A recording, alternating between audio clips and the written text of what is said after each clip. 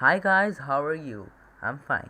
So today in today's video, I'm going to show you that you see there's a problem in Windows Update. Like, for example, I've installed my graphics card, right? You can see in NVIDIA settings. So if my graphics card has an update, it doesn't show it on Windows Update. So how will I fix it? Let's show you today. Let's wait on. Now first, install driver booster 10. I'll provide the link in the description with the crack.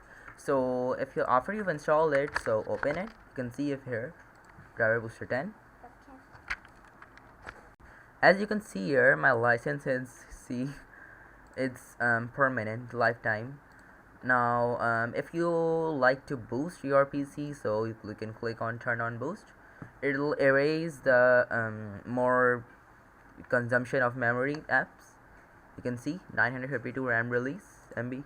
So let's click on scanning, and it'll scan all the things that has an update or drivers. So you can see my graphics card has an update. If I check this on Windows Update, finally scan, and it gives me these riddles. NVIDIA Quadro K2000 update available. In this Windows Update, so I opened the Windows Update, but I don't know how it started the update. So I think you can see here optional updates. If there isn't showing you here, so from the optional updates you can install them. It's your choice if you install them from driver booster or optional updates. I'm choosing this, and probably I'll choose both.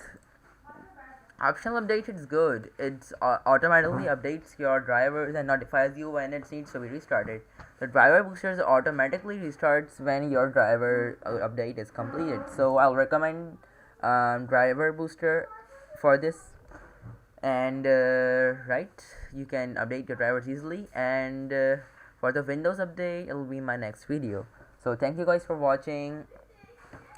Don't forget to like and subscribe for more you can say that for more supports, and don't forget to thumbs up, and see you next time guys. Bye.